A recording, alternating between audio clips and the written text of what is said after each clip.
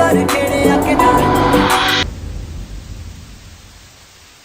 एक ऐसा भी टाइम था जब म्यूजिक सिर्फ सुनने की चीज नहीं होता था, म्यूजिक एक एक्सपीरियंस होता था। ब्लूटूथ एरा का वो दौर जब गाने इजीली अवेलेबल नहीं होते थे, स्पॉटिफाई नहीं था, यूट्यूब था मगर हर किसी के पास अवेलेबल नहीं था। अगर अवेलेबल था भी तो वो इतना स्लो चलता था कि उसके लिए लोगों को काफी देर तक वेट करना पड़ता था और काफी बार तो सॉन्ग प्ले होता ही नहीं था। और जब लोगों के मोबाइल में कोई सॉन्ग पहुंचता था तो वो सिर्फ सॉन्ग नहीं होता था, वो एक इमोशन होता था और वो उस बंदे के लिए एक न्यू स्टोरी बन जाता था। वेबसाइट तो आप लोगों ने काफी ज्यादा विजिट की होंगी पास्ट में, जिन पे हमें MP3 सॉन्ग्स अवेलेबल होते थे और कुछ ऐसे सॉन्ग होते थे जो वहां पर अवेलेबल नहीं होते थे मगर हमको वो चाहिए होते थे। और इन सब में कुछ लोग ऐसे भी थे जो रात को देर तक इसलिए जागते थे कि उन्होंने सॉन्ग डाउनलोड करने होते थे और सुबह सुनने होते थे, और इसकी भी कोई गारंटी नहीं थी कि सॉन्ग डाउनलोड हो भी जाएगा या नहीं, क्योंकि नेटवर्क फेल हो जाता था जिसकी वजह से डाउनलोडिंग रुक जाती थी। और 5 या 3 MB के जो म्यूजिक फाइल है उसको डाउनलोड करने में भी 10 से 15 मिनट लग जाते थे। और यहाँ मैं अपने पर्सनल एक्सपीरियंस आप लोगों के साथ शेयर कर रहा हूँ और मेरी तरह जो भी ब्लूटूथ एरा के लोग हैं वो मेरी इस बात से रिलेट जरूर करेंगे। और जब भी कोई गाना डाउनलोड हो जाता था तो ऐसा लगता था कि भाई कोई खजाना हमारे हाथ लग गया। तो यही वजह कि जब सॉन्ग डाउनलोड हो जाता था, जब हम उसको सुनते थे तो हमें वो इतना ज्यादा पसंद इसलिए आता था कि हमें उसको ढूंढने में, उसको डाउनलोड करने में कितनी एफर्ट करनी पड़ी है, ऊपर से वो है भी हमारा फेवरेट सॉन्ग। तो वहां से काफी ज्यादा इमोशनल हमारे कनेक्ट हो जाते थे। पैसे जमा करके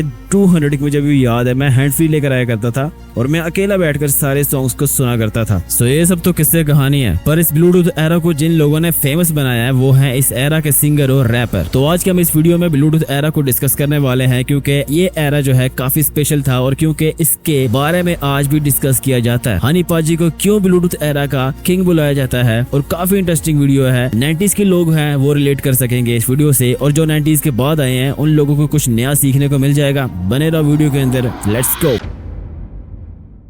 2008 से 2010 का टाइम जब शुरू हुआ था, स्मार्टफोन पाकिस्तान में धीरे धीरे आस्ते आस्ते आने शुरू हुए थे। इंटरनेट थोड़ा सा एक्सपेंसिव था बट उतना फास्ट हो गया था कि लोग इंटरनेट का इस्तेमाल करके म्यूजिक वीडियोस या गाने डाउनलोड कर सकते थे। और उस टाइम पे ब्लूटूथ का मतलब सिर्फ एक फीचर नहीं था, ब्लूटूथ एक सोशल करेंसी था। अगर किसी के पास कोई नया गाना आ जाता था, नया म्यूजिक वीडियो आ जाती थी, तो वो भाई उसके लिए फ्लैक्स बन जाता था और लोग उसके आस पास जमा हो जाते थे और कहते थे भाई हमें ये गाना जल्दी से शेयर करो। ब्लूटूथ ओपन कर लेते थे दोनों फोन वाले। और इसी टाइम पे एंट्री होती है एक एल्बम की जिसने पूरा सीन चेंज कर दिया था। ये एल्बम था इमरान खान का अनफॉरगेटेबल।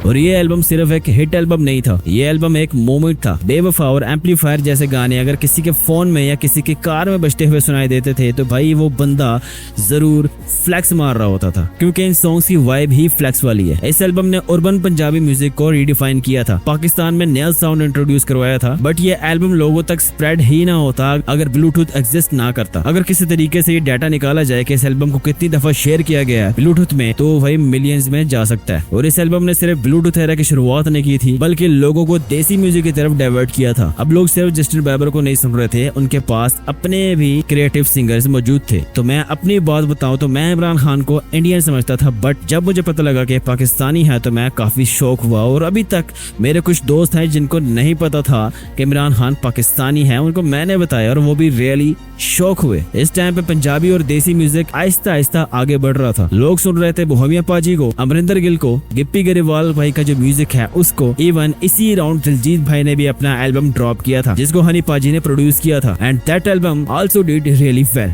और ये जो एरा ये एक तरह का मिक्सचर था हर इमोशन का, हार्ट ब्रेक भी था, स्वैग भी था, देसी विलेज की भी बातें थी और न्यू टाइम की बातें भी थी इसके अंदर। और उसके बाद आया फिर बिगेस्ट ब्लूटूथ वेव।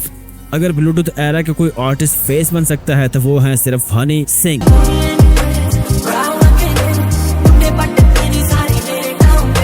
2010 से 2012 के आसपास ये टाइम चल रहा था जब लोग दुकान पर जाकर बोलते थे कि हमें हनी सिंह के सॉन्ग्स मेमोरी कार्ड में डाल दें, जैसे कि डॉप शॉप, ब्राउन रंग, हाई हील्स एक्सेट्रा। लिस्ट तो काफी लंबी है बट उस टाइम पे रिलीज हुए हनी पाजी के सारे सॉन्ग्स गाने ब्लूटूथ एरा को स्पेशल बनाते हैं। और यही रीजन है कि हनी पाजी को ब्लूटूथ एरा का किंग माना जाता है। तो सिर्फ हनी पाजी, इमरान खान, दिलजीत दोसांझ ये सिर्फ आर्टिस्ट नहीं है जिन्होंने ब्लूटूथ एरा को स्पेशल बनाया है। इसके साथ साथ और भी काफी ज्यादा आर्टिस्ट हैं जिनके गानों के बिना हम ब्लूटूथ एरा को इमेजिन नहीं कर सकते। आर्टिस्ट जैसे कि बिलाल सईद और उनका ट्रैक 12 साल,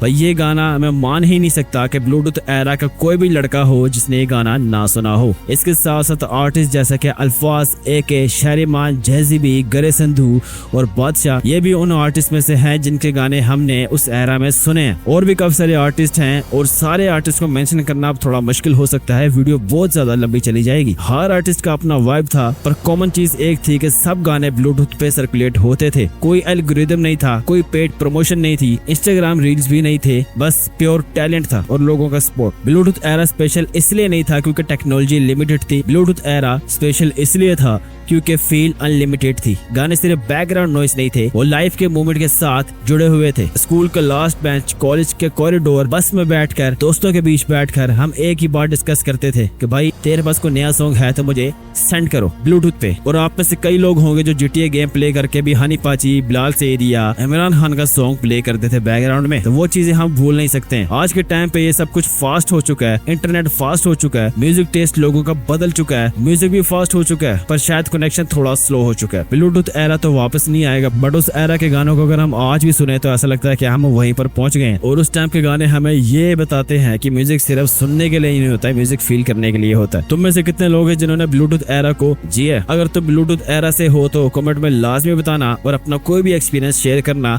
और आप उस टाइम किस आर्टिस्ट के ज्यादा बड़े फैन थे मुझे वो भी बताना। So this was a video. अगर आपको वीडियो पसंद आई है तो मेरे चैनल को सब्सक्राइब लाजमी करें और बेल आइकन को प्रेस लाजमी कर दीजिएगा। तो मिलते हैं हम अपनी नेक्स्ट वीडियो में। Thank you.